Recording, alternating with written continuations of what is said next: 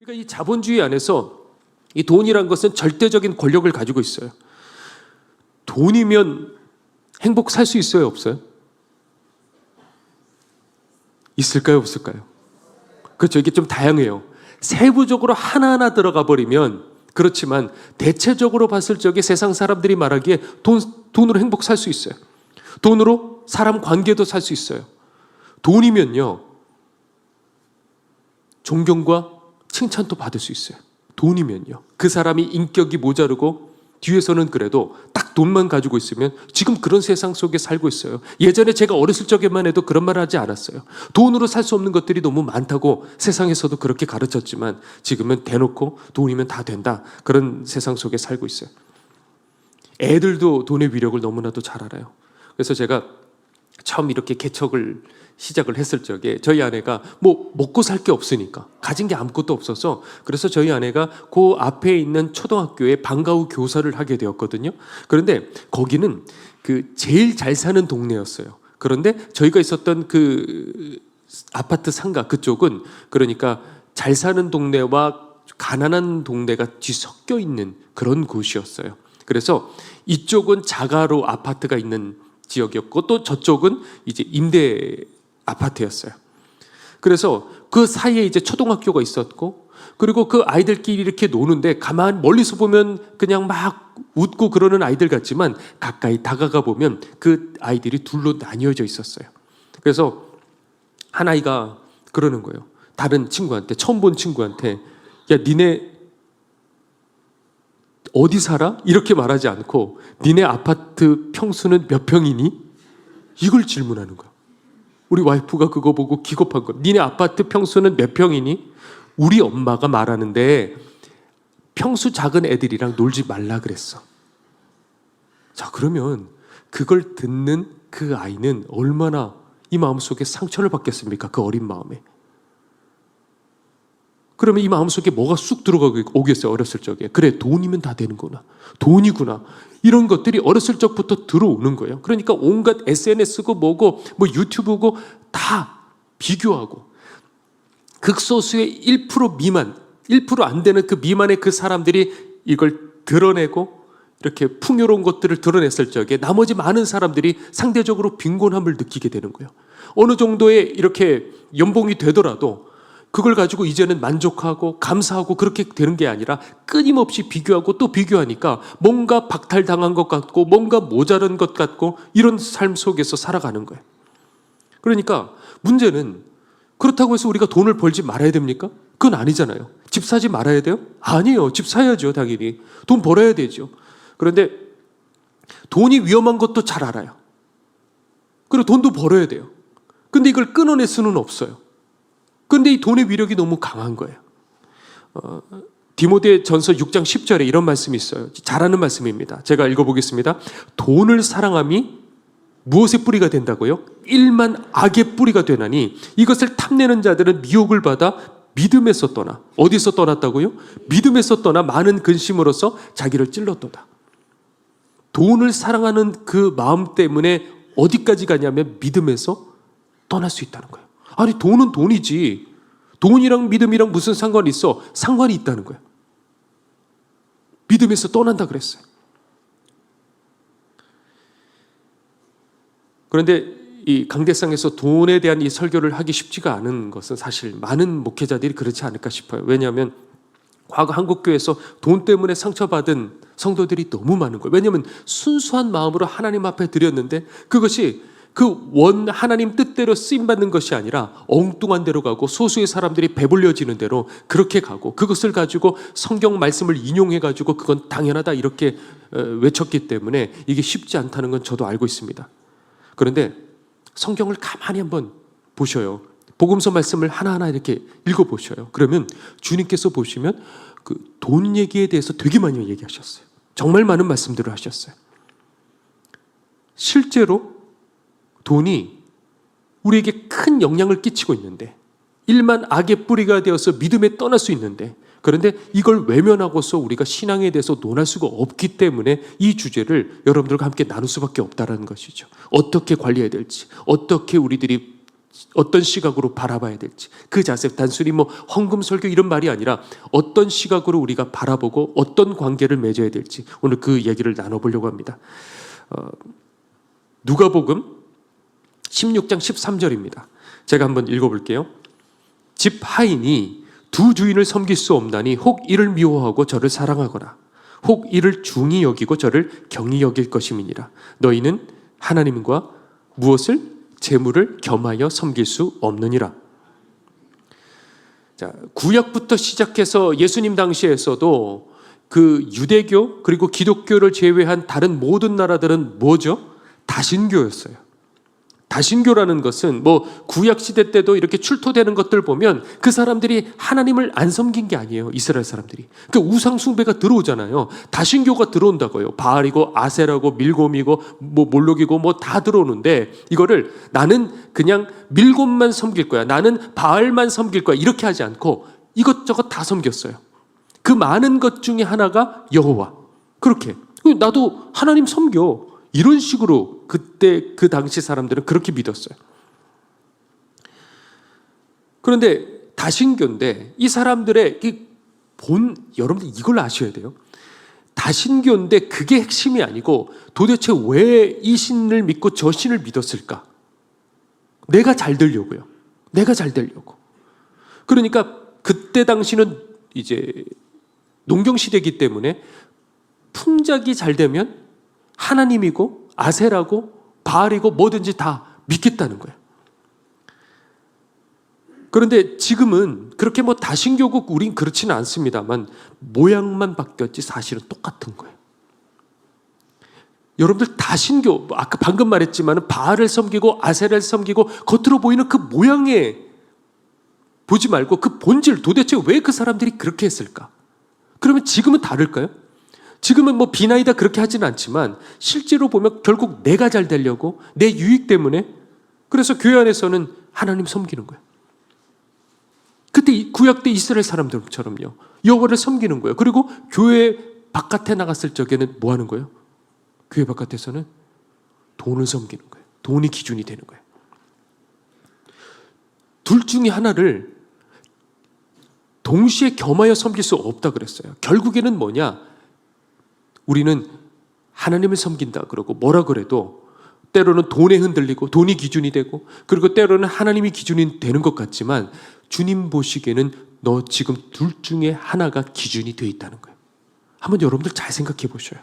아무리 입술로 하나님 하나님 외치고 교회에서 찬송을 부르고 기도를 해도 그 가장 깊숙이 들어갔을 적에 여러분들의 판단과 선택과 그 모든 기준, 화나는 기준, 그리고 기뻐하는 기준, 무엇 보고 웃고 무엇 때문에 슬퍼하고 그 기준이 과연 무엇이냐라는 거예요. 결국 우리는 하나만 섬기게 돼 있어요.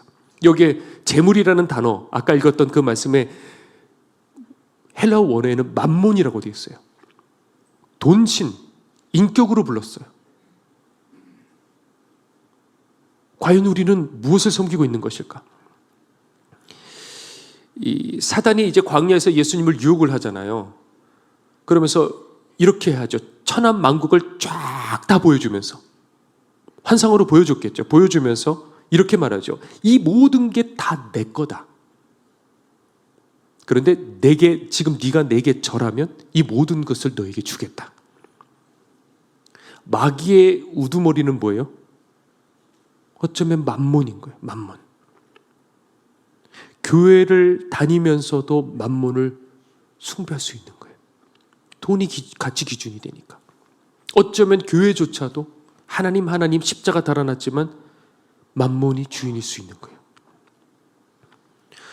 돈은 다른 어떤 이런 음란이다, 미움이다, 분내고 질투하고 시기하고 비판하고 이거는 돌아서면 죄책감이 생기거든요. 그런데 이 돈에 대해서는 그렇게 죄책감을 가지고 있는 사람들이 별로 없어요. 그러니까 거부감이 없어요. 왜? 또 필요하니까. 너무 내 생활에 너무나도 중요한 것이니까. 그러니까 성도들을 지옥으로 끌고 가게 하는 사단의 가장 은밀한 공격 수단인 거예요. 서서히 들어오는 거예요. 서서히 스며들어가는 거예요. 그러니까 젊었을 적에 정말 기라성같이 하나님 앞에 쓰임받았던 사람들도 점점 거기에 젖어 들어가는 거예요. 오늘 이 본문 얘기인데 이 어떤 얘기냐면 예수님께서 이제 길에 많은 사람들이 있는데 어떤 한 사람이 막 속상해서 예수님 앞에 달려나왔어요. 그리고 자기 하소연을 얘기하는데 그 당시에는 랍비들에게 이제 즉결해서 이렇게 재판을 할 수 있었던 그런 분위기에 있었어요. 그러니까 예수님도 랍비로 여겼기 때문에 그래서 좀 재판 좀 해달라, 판결 좀 내려달라, 사람들 보는 앞에서. 왜냐하면 이 사람이 이제 부모님이 세상을 떠나서, 아버지가 세상을 떠나서 이제 유산을 이렇게 나눠줘야 되는데 형이 자기 분량 말고 모든 걸 갈취해서 다 가지고 가려고 그러는 거예요. 그 동생이 너무 억울하고 속상해서 아니 내 분량만큼은 줘야지. 그런데 이게 뜻대로 잘 안 되니까 그래서 예수님에게 가서 저 너무 억울해요. 판결을 좀 잘 내려주세요. 그래서 제 것 좀 챙기게 해주세요. 그랬는데 예수님께서요, 오늘 이제 본문 얘기죠. 이렇게 말씀하셔요. 이 사람아, 나를 지금 물건 나누는 자로 봤느냐? 여러분 이걸 다정다감하게 얘기하셨겠어요? 이 사람아, 내가 지금 네 눈에 보기에 물건 나누는 사람으로 보이냐? 그런 얘기야. 이 대목에서 제가 정말 충격받고 놀랐어요. 왜냐하면 지금까지 제가 생각했던 예수님의 상이 아니었던 거예요. 제가 생각했던 예수님은 사랑이 많은 분이셔서 야, 너 얼마나 힘들었니? 괜찮아. 하나님은 다 아셔. 형 데리고 와. 내가 잘 타일러가지고 그 모든 문제들을 잘 해결해 줄게. 그런 예수님. 그러니까 우리가 와서 교회 와갖고 기도하는 거예요. 하나님, 저 억울해요. 하나님 이 문제 좀 풀어주세요. 이런 기도들이 얼마나 많아요. 그런데 어쩌면 우리들의 기도가 우리 주님 보시기에 이 사람아, 여러분 보고요. 이 사람아, 지금 내가 물건 나누는 자로 보이느냐? 네 눈에? 이렇게 볼 수 있는 거예요. 이게 완전 핀트가 안 맞는 거죠. 지금 이 사람 입장에서 예수님이 얼마나 냉정하게 보일까? 한번 그런 생각해 보셔요. 여러분들 문제 앞에서 예수님께서 그렇게 얘기하신다고 한다면 얼마나 냉정하게 보일까? 그러면서 이렇게 말씀하시죠. 삼가 모든 탐심을 물리치라. 탐심을 물리치래. 근데 전 이게 계속 이렇게 황당한 거예요. 왜냐하면 지금 이 사람이 이게 탐심으로 보이나요? 여러분들 보기에? 왜냐하면 저는 이게 성경을 읽다가 감정이입이 너무 잘 되는 것 같아요. 그래서 왜 이게 탐심으로 보이지? 왜냐하면 당연히 내가 받을 권리인데 형이 다 뺏어간 거잖아요. 뭐 내가 더 형의 것을 더 뺏어가겠다는 것도 아니고 다 달라는 것도 아니고 이게 왜 당연히 내 권리인데 이게 왜 탐심으로 보이냐? 그러니까 이 시대에 이 세대는 그런 거예요.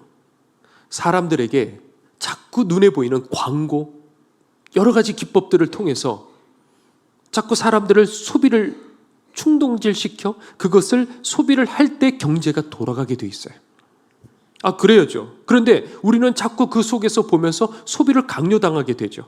그리고 그 속에서 이 돈의 가치를 더 크게 느끼게 되는, 그러니까 그 속에서 우리가 장사도 하고 직장에서, 그리고 우리가 당연히 사업도 하고, 그리고 물건을 사기도 하고 당연히 해야 되는데, 제가 얘기하는 건 그것 자체를 하지 말라는 얘기가 아니라 자꾸 그쪽으로 끌려가서 우리들의 시선을 어디에 꽂히게 만드는 거예요? 돈에게 꽂히게 만들고 돈을 높이게 만들고 하나님보다 돈을 더 소중하게 만드는, 지금 이렇게 흘러가는 공중권세 잡은 이 만몬에 대해서 얘기하는 거예요. 이 말씀대로라고 한다면 이걸 많은 생각을 해봤는데 정말 주님이 이렇게 얘기해 주시고 우리가 기도하는 많은 기도 제목에 여기에 걸리는 것들이 많을 거라고 생각해요. 많은 사람들의 신앙에 이 이야기에 걸릴 사람들이 너무나도 많을 거라고 생각이 돼요. 그러면 이 말씀대로라고 한다면 천국 갈 사람들이 과연 얼마나 있을까? 야, 그거 탐심이야. 아, 당연한 내 권리인데요, 주님. 이거를 직접 하나님 음성을 우리는 듣지를 못하니까 모르는 거예요. 여전히 그 기도하고 있는 거예요. 근데 이미 성경 말씀에 그 탐심이래.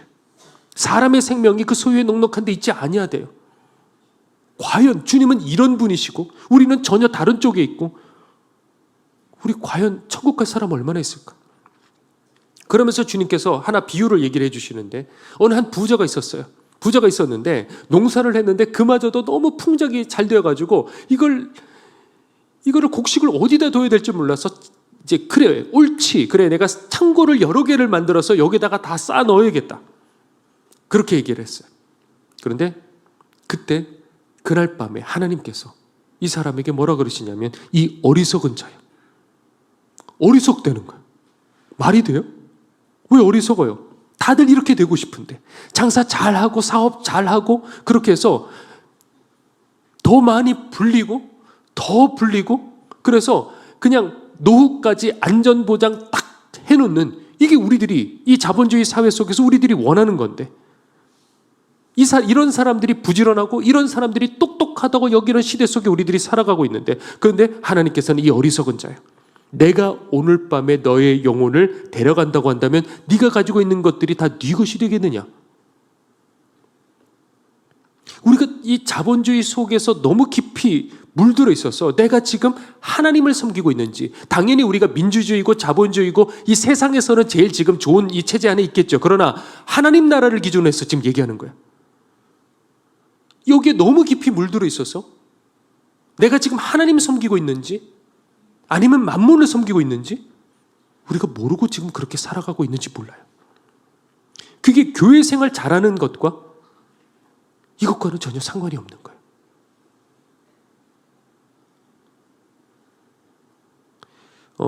중국에 한 사업가가 있었어요. 불같이 일어났어요. 거기 이제 인구도 많다 보니까 그냥 우리나라 웬만한 어떤 기업과도 비교도 되지 않을 정도로 그냥 공장에 여기 이쪽 저쪽에 사업체들이 얼마나 많은지 상상할 수도 없는 그 재산을 이제 가지고 있었는데 그런데 어느 날 이 중국 정부가 그냥 어느 날 그냥 그렇게 하잖아요. 재산 다 빼서 쫓아내버린 거예요. 그래서 오피스텔 혼자 이분이 계시는 거예요. 아무것도 없이 다 잃어버리고 어떻게 이렇게 되셨냐고. 왜 그때 준비하시지 않으셨냐고. 만약에 당신이 잘 나갈 때 우리 이 한국 땅에다가 집도 좀 사다 놓고 그리고 좀 여기 땅도 좀 사다 놓고 통장에 뭐 좀 집어넣었다고 한다면 그러면 본인은 그래도 살 수가 있었을 텐데 어떻게 이렇게 됐냐고. 그랬더니 그분이 이렇게 될 줄 몰랐습니다. 제가 이렇게 될 줄은 몰랐어요. 언제까지 그렇게 부자로 언제까지 그렇게 사업이 계속 번창해서 그렇게 살 줄 알았어요. 우리도 마찬가지예요. 이 얘기가 그분의 얘기, 어떤 모르는 그분의 이야기가 아니라 우리 얘기인 거예요. 우리는 언제까지 이 건강이 유지될 것 같고 언제까지 우리가 이렇게 똑같이 살 것 같아요. 그런데 죽음 앞에 갔을 때 이렇게 될 줄 몰랐습니다. 아니라는 거예요. 지금부터 여러분들 준비하셔야 돼요. 지금부터 그분이 이 땅에다가 한국 땅에다가 이것저것 만들어 놓는 것처럼 우리는 어디다가 천국 땅에다가 부지런히 거기다가 쌓아두라고 주님께서 그렇게 얘기를 하시는데 다들 그렇게 살아가질 않아요. 마지막에 이렇게 말씀하시죠. 자기를 위하여 재물을 쌓아두고 하나님께 대하여 부요치 못한 자가 이와 같으리라. 지옥 가는 이유는 교회 안 다녀서가 아니에요. 기도 안 하고 뭐 말씀 안 읽고 설교 안 듣고 그게 아니라 자신만을 위해서 살다가 지옥 간다는 거예요.